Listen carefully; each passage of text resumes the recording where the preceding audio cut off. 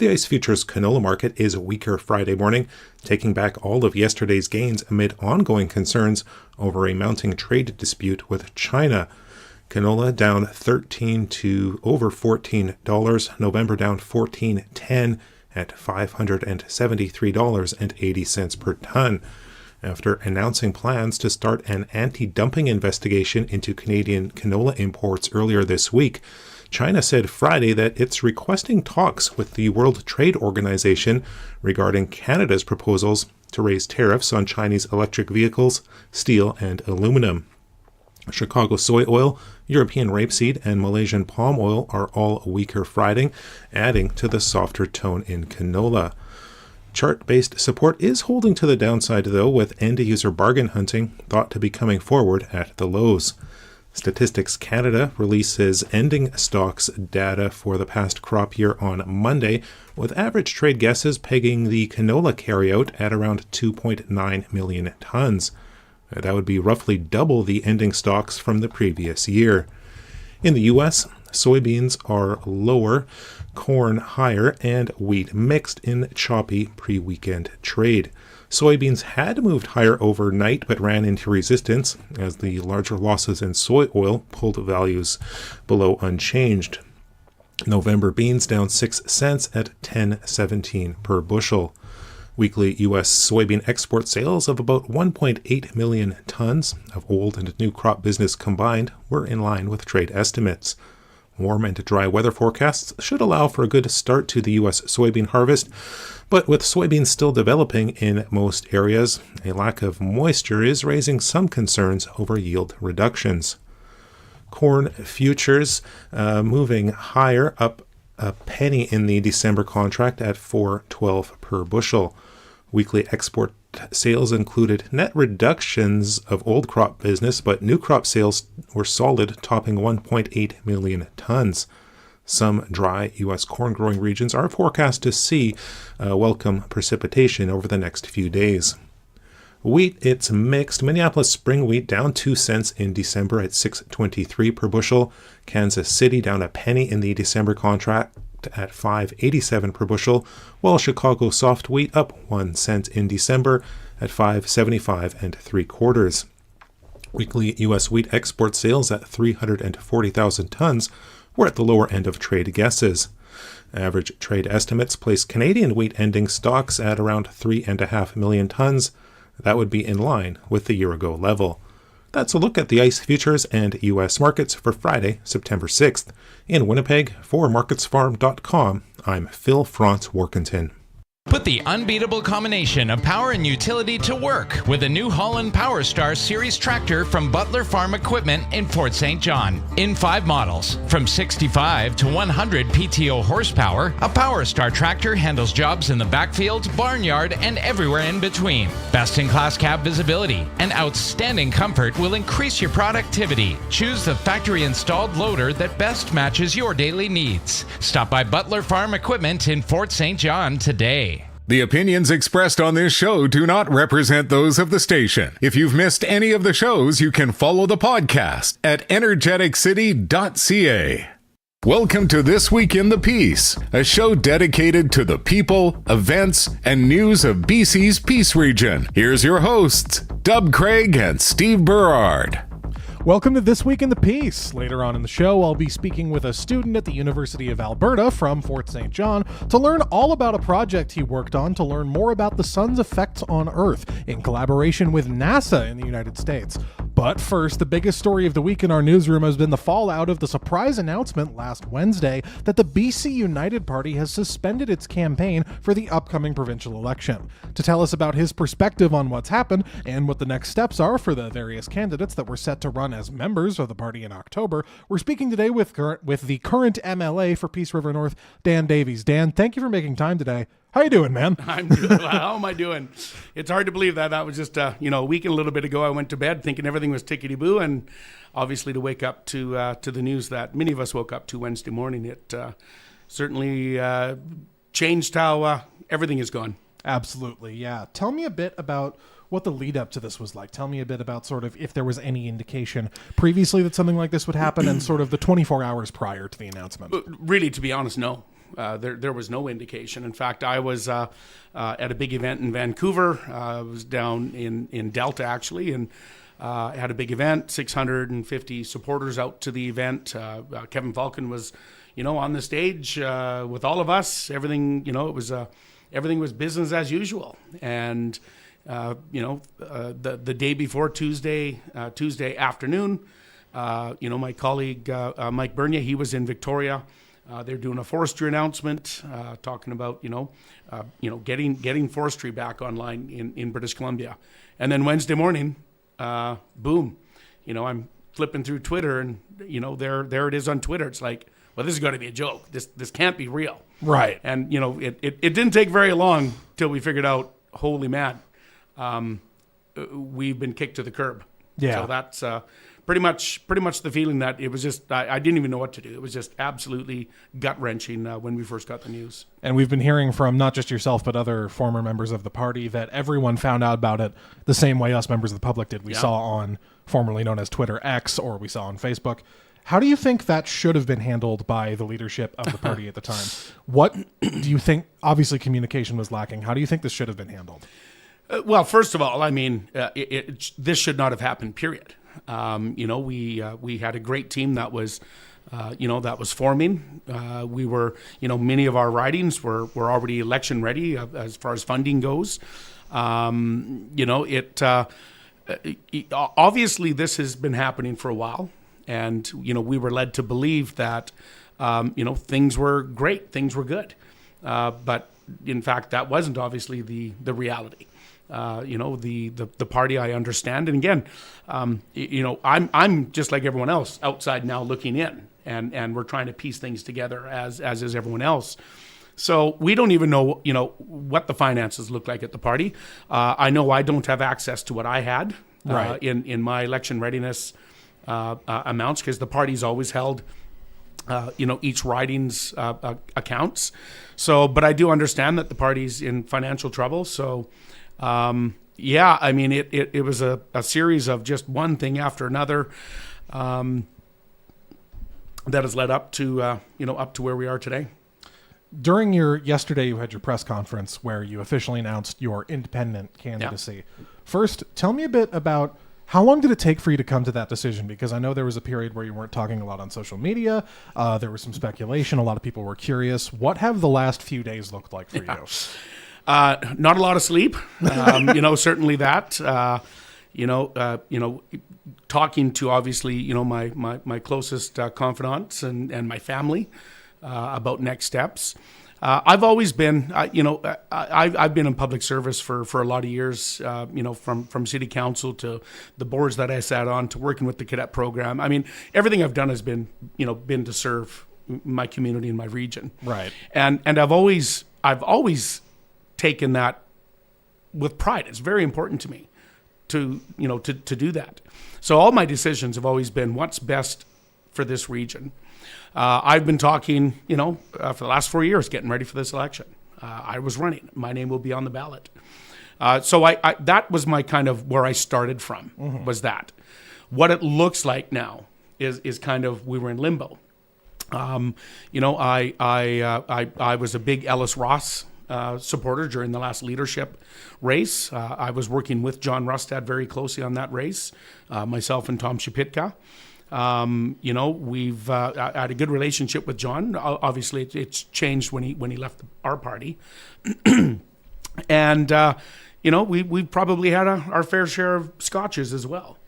So I honestly did expect at least a conversation, right? And I didn't want to make any real decisions until I'd given it enough time, because John had stated that he was going to be looking riding by riding. Looking for the best candidates. He wants to be a party that's taken serious. He's potentially the premier in waiting, so to be taken serious. We were just waiting. I was waiting for that call. And, he said he would work through the weekend, and Monday, Tuesday, they'd make the announcement. And then when we kind of, obviously not getting a phone call, we'd kind of heard that the dust had settled and this was where everything was. All right, well, I only have one option left, and that is running as an independent. And I've considered myself an independent conservative because this is the race up here. It's a race on the right. It's always been the NDP. They usually come in at 9% or in that area. So that was my choice. That was the process that we worked forward. The voters deserve the chance to have their say, and I trust the voter. And it's important that I think that voters have a choice. And, this is the choice of, sending someone who's got experience, legislative experience. I know my community. I'm born and raised in this community. I've worked in the nonprofit sector. I've worked, in the oil and gas industry. I'm a truck driver. I know my community, and, I'm very proud of this community. So that is kind of, that was what amounted up to yesterday, me announcing my candidacy to remain on the ballot. Awesome. One of the other things that you brought up during your press conference yesterday, you described what happened with the BC United Party as another decision made for you behind closed doors in Vancouver or Victoria. Yeah. Tell me a little bit more about that and just sort of your feelings around the whole situation. Well, we've had this feeling up here, everyone. Everything gets decided in Vancouver, Victoria. In the bigger sense, we talk about Ontario and Quebec deciding for the West. This is just another, I did not have a say in what happened to me. I was geared up, prepared, been working hard for the last 4 years to be on the ballot, to allow voters to have a choice. This was a decision, again, made in a backroom deal that was made in Vancouver, which has resounding impacts not only on me, and my team that I have around me, and my family and my staff, right, but across the province, all of the MLAs that the incumbents that are running again, all of the candidates. Some of them have sold their businesses, to step up and allow them time to run, and their teams, and our staff and constituency assistants around the province, and our staff. I mean, this is a gut punch for every single one of us as of last Wednesday, that when Kevin pulled the rug out from under us. Have you guys received any communication of any sort from Kevin privately since, or has it still been radio silence? It's, we did have a caucus meeting following Wednesday afternoon and a fairly heated conversation, as you can imagine. Mm-hmm. People's emotions were quite raw. But Kevin wasn't backing down. He said the decision's final, it's over. And, I think a lot of people took from him, I understand how you're feeling. He kept saying, it's like, well, no, you don't. You have no idea the sense of betrayal, right? That you have bestowed upon every single person in your team, or so we thought, team. And, he had said that he was going to reach out to every candidate privately. That has not happened. Hasn't reached out to you. Have there heard from any other independent candidates that he's reached out at all? No. As far as I understand, he hasn't reached out to anybody. Wow. So yeah, it's like I say, it's it's quite shocking. Like I say, a lot of it I'm still processing myself. Right? Like, holy man, just like a week and a bit ago, things were just normal, right? Yeah. We were gearing up for a healthy election campaign, and not to say it's not. It's the campaign looks different. It's still going to be a healthy campaign or a healthy election race coming up, but certainly did not expect to be where we're at today. Yeah, for sure, absolutely. What does the situation now look like in terms of collaboration with your former party members? Have you been still in conversations with them? I know that obviously they're all independent. Some of them have been taken under the conservative wing. There have been a couple of them that were announced last week. Are you guys still in talks together? What's the situation look like in that front? Yeah, so, and just to talk about your last point there about, some of our colleagues did go over, and if you look at 93 ridings, and I think 3 of our MLAs went, and I think four candidates, maybe 5 candidates. I mean, this was not a merger. Right. This was not a merger. It was obviously a takeover. This was, fabricated, obviously, for a while. It's been coming down in some way, shape, or form. So as far as it looks now, I mean, every individual riding is a different story. Right? Mm-hmm. Some people are talking about, you got the vote split. Well, the vote split's not a vote split up here. Yeah. Right? I mean, this is a race on the right. Right? There's no split. regardless of what happens, there will be a Conservative candidate representing Peace River North in the legislature. Okay. If you look at, the pundits across the province are predicting right now, and again, things, will fluctuate obviously as time goes on, an NDP majority or minority government. Well, that really changes up that dynamic as far as how, independent candidates could look in the legislature. There will be lots of discussions, and I'm always open to doing, having those conversations, with John Rustad after October 19th, see what that looks like. We all agree the NDP, we don't want the NDP in. But again, that's not the situation here. And, so collaborating with other independents, no. I mean, we're all on our own. Right. That's the whole idea of independent, right? So that, the only collaboration that, I know my colleague in Dawson Creek is running, we will collaborate on the Taylor Bridge. Obviously, that is an important piece of infrastructure up here. But other than that, we are all individual campaigns. For sure, absolutely. Looks like it's gearing up to be a very interesting election. Yeah, and there's probably other words that are way stronger than interesting. But the political, the political landscape, especially in British Columbia, has always had just off the wall politics. Always has. And things have changed. With the onset of of your smartphones and social media, how it's impacted people engage in politics a lot different. We've seen. I got elected in 2017 into a minority government. I've had 5 leaders since then. I've gone through. We've gone through that big proportional representation referendum, which was a huge talk in the political landscape. We had the big fight against the boundary changes.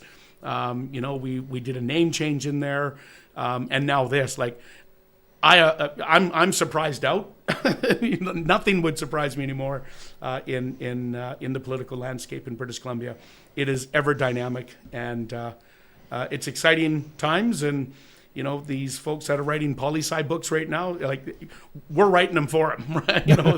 We're writing those textbooks for them right now. Ever dynamic and exciting. It's a great way to put it. Well, Dan, thank you so much for your time today. My pleasure. Really appreciate it. If you want to keep up with our election coverage, make sure to check out Energeticcity.ca. That was Peace River North MLA and independent candidate Dan Davies. We'll be right back with Carl Berresheim from the University of Alberta on This Week in the Peace. You're shopping around for an automobile. Come see Fort City Chrysler. You're trying to find the very best deal. Looking for a fine pre-owned vehicle? Fort City Chrysler has cars, trucks, minivans, and SUVs, 4-wheel drive pickups, and diesels too. Many with remaining factory warranty. And they're all quality inspected and ready to go. At Fort City Chrysler, you're buying from your hometown dealer. No pressure, no hassles, just honesty and integrity. Only at Fort City Chrysler, only in Fort St. John. Nominate a bold woman today. Hi, I'm Samantha Warren, owner of Bold Promotions, and we're proud to sponsor Bold Women, a monthly program highlighting women in the community. Each month, we'll select a nominee to be celebrated, uplifted, and receive up to $100 in Bold swag, plus also be featured in the Energetic City article. Nominate Bold Women in your life at moosefm.ca/boldwomen. Your sister, your friend, your coworker, your mother. We're strongest when we cheer each other on. Renovating, rebuilding, or redecorating, the team at Home Hardware Building Center, Fort St. John can help you get the job done. As a locally owned, family-run business, Home Hardware Fort St. John pride themselves on being able to help other local families just like yours with project supplies, home decor items, and of course, expert advice. For everything you need to keep your home running smooth, visit your locally owned and operated Home Hardware Building Center, Fort St. John. Here's how. Mark your calendars. The upcoming Work BC Fort St. John Job Fair is happening on October 24th at the Pomeroy Hotel and Conference Center. Don't miss this chance to connect with skilled professionals from the local community who are eager to meet their potential employers. Whether you're looking to fill positions or expand your professional network, this event is tailored to you. To secure your spot as an exhibitor, visit fsjjobfair.ca or call us at 250-787-7100. Join us and make the most of this unique opportunity. Get ready because the Fort St. John Métis Society is bringing back bingo. Starting September 17th, join us every Tuesday at 7 p.m. for a fun-filled evening. We'll be playing 4 games each week, a line any direction, the X, big picture frame, and a blackout jackpot worth $1,000. Grab your cards for just $5 at the Fort St. John Métis Society office located behind Canadian Grind or at Scoop Clothing, 9935 100 Avenue. Don't miss out. Tune in every Tuesday night at 7 at moosefm.ca/bingo for your chance to win big with the Fort St. John Métis Society Weekly Bingo. The fun starts September 17th. BC Gaming Event License Number 153829, 19+. Know your limit, play within it. Moose Country weather.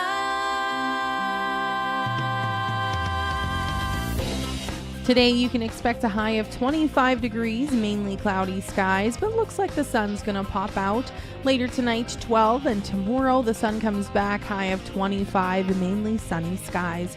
On Sunday, you can expect some chance of showers throughout the morning and afternoon and a high of 16. You can watch this show live on Facebook, catch the replays at Energeticcity.ca, or be part of the show by texting your thoughts to the Fort City Chrysler line at 250-787-2222. Welcome back to the show. I'm Steve Berard. Humanity is still learning about our relationship with the solar system and how the sun affects our planet. A group of students with the University of Alberta recently created a project to help study that relationship and the way it affects Earth's climate, and with the help of NASA, yes, that NASA, they successfully launched their project into the stars. Joining me to talk a bit about it is one of the students who worked on the project, a graduate from North Peace Secondary School, Carl Berresheim. Carl, how you doing today, man?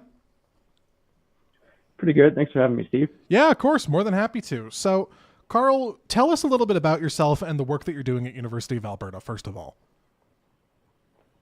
Yeah, so like you said, I'm a North Peace Secondary grad. After that, I went to the University of Alberta for 4 years or 5 years, and then graduated under mechanical engineering just this last April. And for the past year or so, I've been a mechanical and thermal design engineer on the Pepper-X project. And that was a sounding rocket mission by the University of Alberta, contracted through NASA and the RockSat-X program that, like you said, went up and studied how the sun affects our atmosphere and space, basically. Awesome, yeah. So walk me through in sort of more broad terms what the goal of the project you guys were working on is and some of the information you guys are helping to learn from it. Yeah, so the payload had 2 sensors on board. It had one electron detector, which basically counts how many electrons it sees and then kind of logs their energy level. Okay. And then it had what we call a search coil magnetometer, which detects low frequency radio waves, essentially. And what we're doing is correlating these 2 phenomena so that we can basically better understand how these affect our atmosphere and the ionizing radiation and the aurora that we've been seeing. And it'll help us correct our models and make our models more accurate so we can better predict things like the aurora and magnetic storms that might affect our power system. Awesome. Yeah, that sounds great. Tell me a bit about what the timeline for this project looked like. How many people worked on it? What was your role? Walk me through some of the hard details. Yeah, so I responded to the request for interest about a little over a year ago. Okay. It'd be 16 months now. And had job interviewed, got the job. And then we started to put together our project scope and our idea for NASA. We then had a couple of design reviews, and they used these to it was a competitive process, so they used these to weed out who was actually going to be on the rocket and who weren't going to be. And originally we were on a program called the GHOST program, and this was a program between NASA and Endorse Space, which is in Europe, and that's open to Canada and a bunch of other countries. But that program got pushed for about a year due to logistical challenges. Okay. So because these are experimental sensors that will eventually be put on a satellite, hopefully in 2027, we needed to keep our timeline for a launch this year. And because of that, NASA generously granted us access as the first Canadians ever into their RockSat-X student program. So it was pretty awesome. Absolutely, yeah. How does it feel having been part of that group of the first Canadians ever to take part in that program? It was, like I said before, just awesome and very surreal, and stepping foot onto the base for the first time, thinking about all the history that has been there. Like that base has been there. It actually started as an Air Force base, I believe. Okay. And then NASA moved there because sounding rockets bear some resemblance to missiles. So it's very out of the way, and if something goes wrong, there's not really much risk. So there was a lot of history there, and like walking through the hangars and seeing all the work they're doing and all their testing facilities, it's just very humbling, and I'm very grateful to be a part of that. Awesome, yeah. What did the timeline look like once you actually arrived at the NASA facility? How long were you there? What were you working on while you were there? And when did the rocket end up actually getting launched? Yeah, so we actually went twice. So once in June for integration. Okay. And that basically consisted of us bringing our together fully assembled payload, and then they ran it through a whole bunch of tests. So they shook it a bunch to make sure it wouldn't rattle apart. They did a bunch of like magnetic interference testing to make sure we wouldn't block their telemetry. And then they put it on the rocket and did a bunch of testing on the whole rocket. And I got to watch a lot of that. Then we went home and we went back in August. So the launch was August 13th.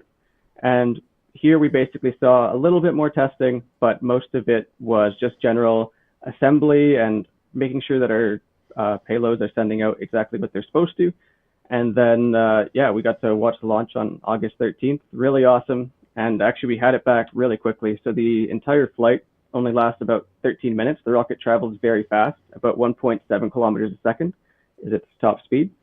And yeah, pretty cool.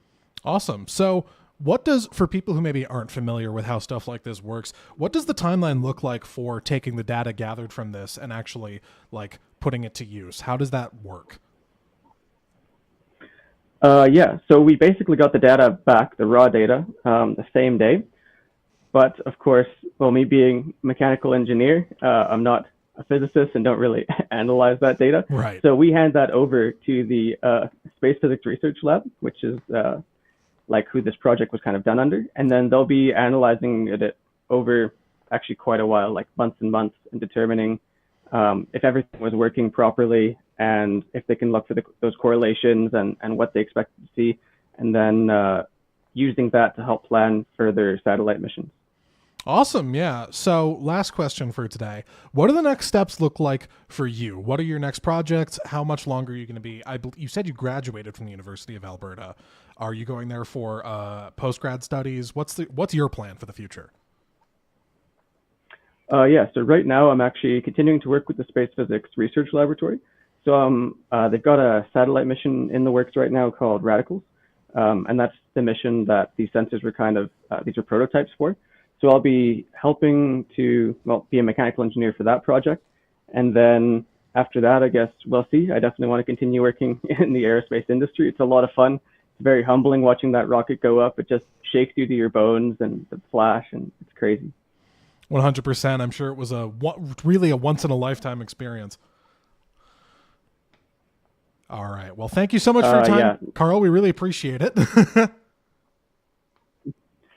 Yeah, thank you.